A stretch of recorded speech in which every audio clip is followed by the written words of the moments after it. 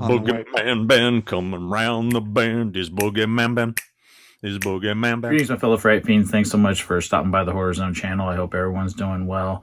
Today's video is going to be a anniversary video, an on-location video, kind of a hybrid of things that I want to talk about today. With regards to the on-location stuff, I actually shot this back in October of 2024 when I happened to be on location in Ferndale, California. The movie I'm going to be talking about is 1995's Outbreak, directed by the late Wolfgang Petersen, starring Dustin Hoffman, Rene Russo, Kevin Spacey, Cuba Gooding Jr., and Morgan Freeman.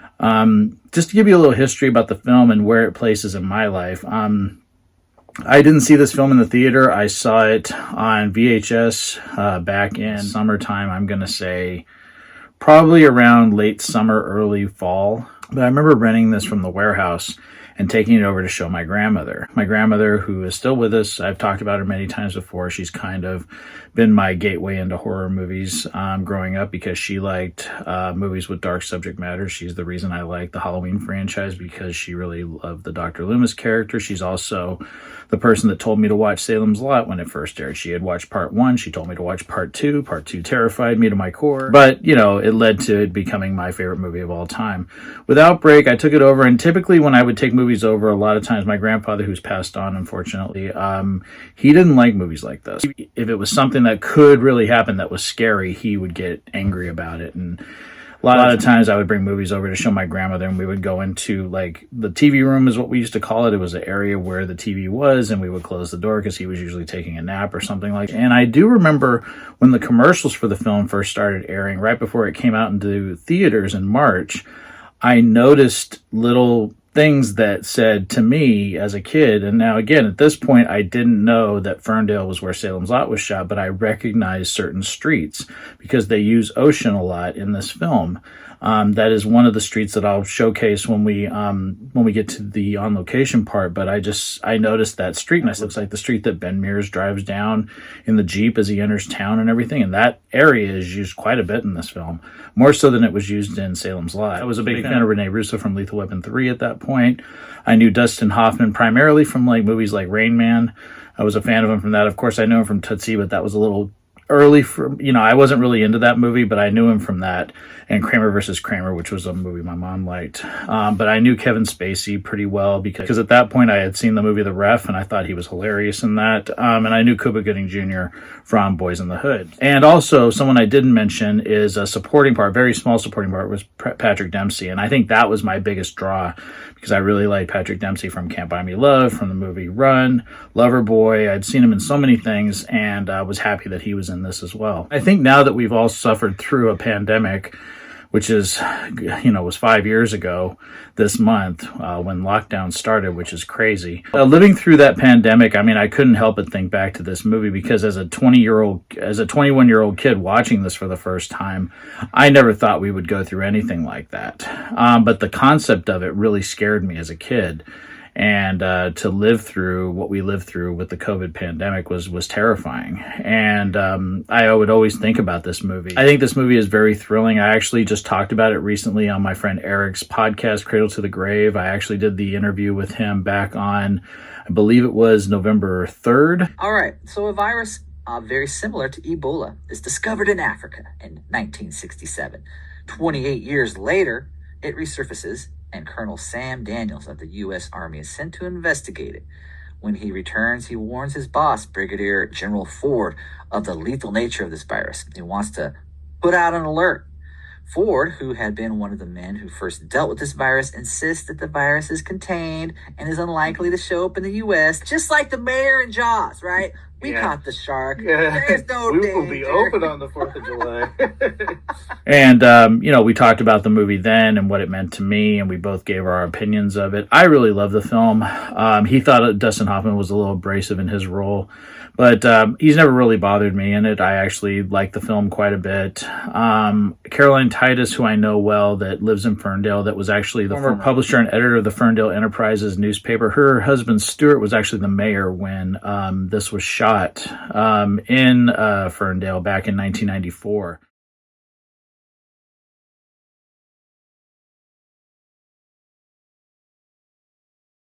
And the original concept they were going to have the town be called Ferndale instead of Cedar Creek, which it eventually ended up being. And the reason why the name changed was because the original finale was them dropping a nuclear bomb on the town, which Stewart and I think most of the people on the town council were not too keen on happening, so they ended up changing the name of it. But I think the film is very thrilling. There's some very scary moments into it. I think Wolfgang Petersen was a great director. I loved pretty much everything I saw that he did. And I think everybody in the cast is great. Love Kevin Spacey in it. I don't care if it's controversial to say that. He's a great actor. Cuba Gooding Jr., who I'm okay with. I thought he was great in this. Dustin Hoffman and Rene Russo are fantastic. Morgan Freeman's great and everything. So, yeah, it was great. And just to see that it was so cool that it was shot in, my favorite town of all time, and finding that out a couple years later that it was Ferndale, just sort of had this movie take on a whole new level for me. And before we get into the on-location footage, I thought I'd give an overview about what the film was about for people who haven't seen it. A team of Army doctors struggled to find a cure for the deadly Motaba virus that was transported from Africa to North America by a white-headed capuchin monkey and is now spreading quickly throughout a small California town. The film was inspired by real-life events covered in the book The Hot Zone by Richard Preston Jr. In the film, it is said that Motaba was more deadly than the Ebola virus. They then show a picture of Motaba virus. The virus shown in the photograph is a strain of Ebola named Motaba for the movie. The movie gained a resurgence of popularity in March of 2020 with the outbreak of coronavirus and subsequent pandemic. That month, it entered the Netflix top 10 most-watched movies during that month, despite being nearly 25 years old. The character of Sam Daniels, played by Dustin Hoffman in the film, was originally intended for Harrison Ford. Coincidentally, Harrison Ford's character in Blade Runner was written with Dustin Hoffman in mind. Ford worked with director Wolfgang Petersen on Air Force One.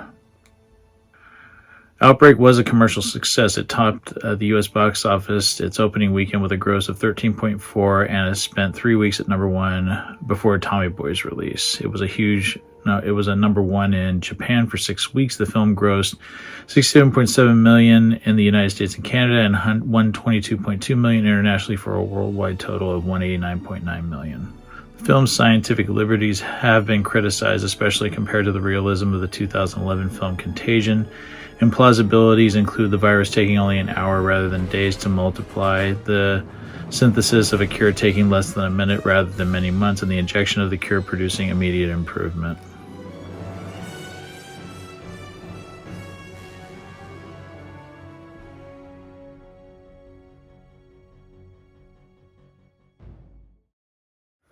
Okay, from here I am going to transition into showcasing many of the locations that were utilized in the film in Ferndale, California. I also have a commentary over some of them to give a little context, and I hope everyone enjoys this, and afterwards I'll come back with my final thoughts. And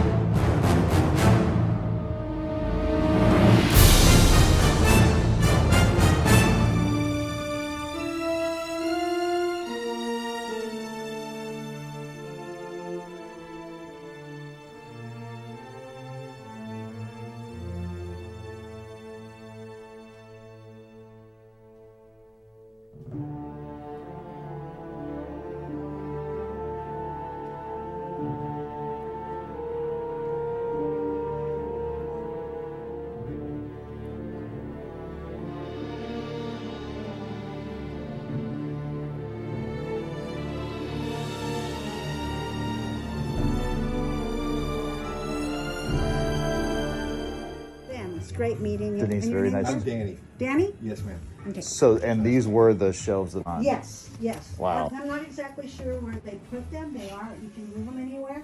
But those pillars are where the cages were, the monkey cages. In Outbreak. This was Yeah, the pet right. store. Yeah, It's a trip. if you see it, you'll see it. And also, on the back window right here, it used to say Abraxas. Yeah. it said it there, and you'll see that in the shop. Oh, really? But Okay. it doesn't say that anymore because we got broken into. So I'm so sorry to hear about that. 3 years ago, they did. They broke in and took all of our gold. Oh, I'm so sorry. I am so well, sorry. you know, we're very lucky. Very few things have ever been taken. Yeah, but so. still, it's such a violation. I'm so sorry that happened. Yeah. Well, it's been such an honor Wonderful meeting you speaking with guys. you.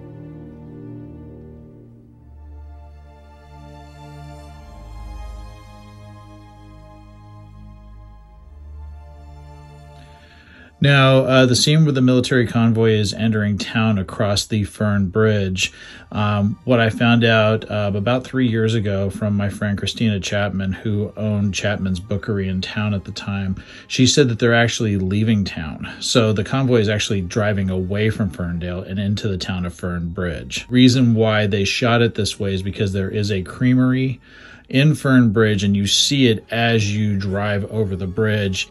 And so they didn't want the creamery to be shown, and that's why they shot it the way they did. And my wife and I actually drove over it at night, so that's the footage you're seeing.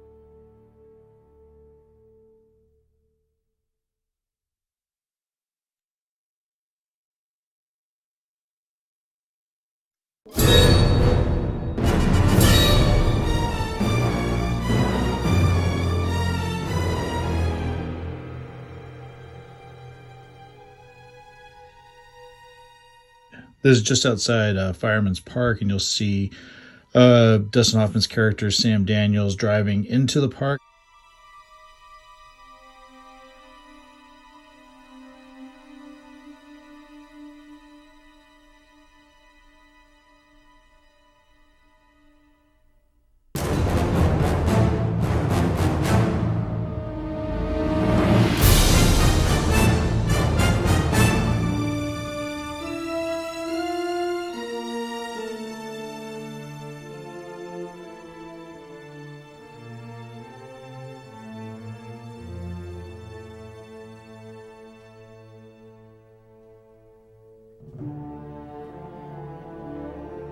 And the people attempting to flee town, they drive from Birding Street and end up all the way, as they drive down the street, they actually end up on the other side of town, which is on A Street on the corner of 4th Street.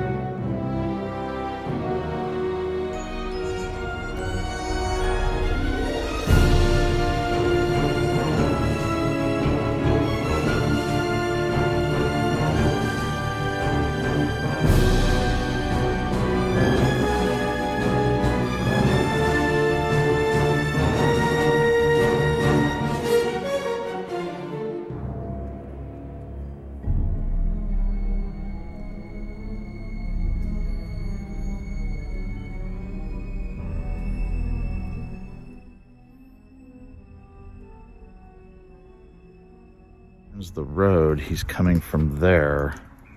And then you see that behind you. And then he pulls up to right where I'm standing right now.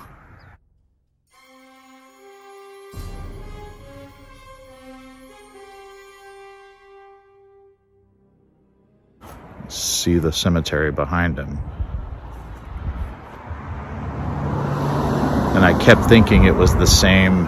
I kept thinking it couldn't have been the same area where Marston House was built at the cottage on 850 Bluff, because it looks further in, because you can see it. It's a different vantage point. But the way that he drives, when Dustin Hoffman drives up the road, he's driving up that road behind me, which is Bluff. And it goes here, and then he pulls forward. So this is where it would have been. And there's a lot of overgrowth, so I don't know if I'm going to get the same vantage point as I would have, because there's so many trees here now. But this is where they would have been looking at the town from here. So you see, it's just completely overgrown.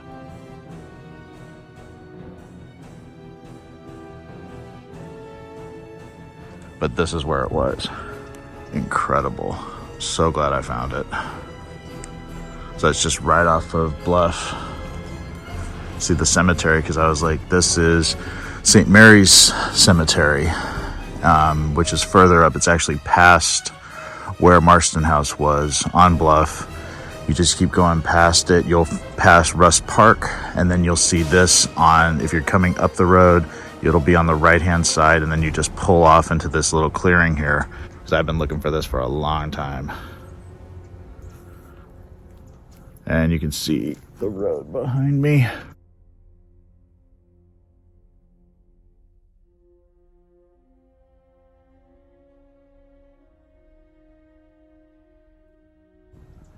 Yeah, this is it. It's where Morgan Freeman and Dustin Hoffman and Donald Sutherland all work.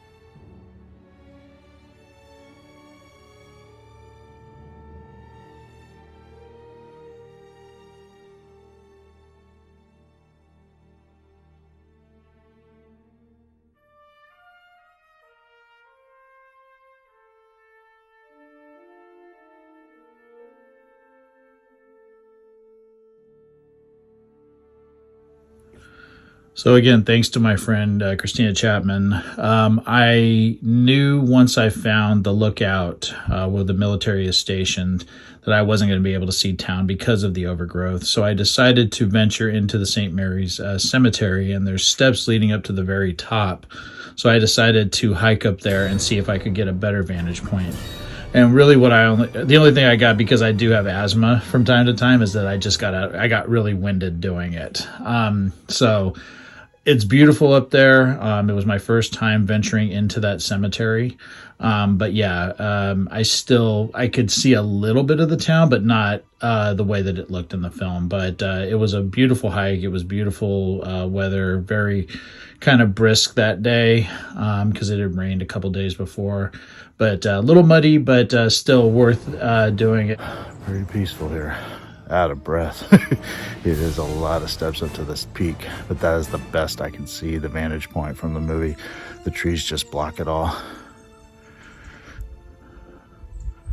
Never been in the cemetery before here in Ferndale.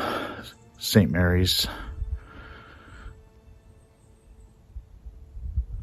Very beautiful.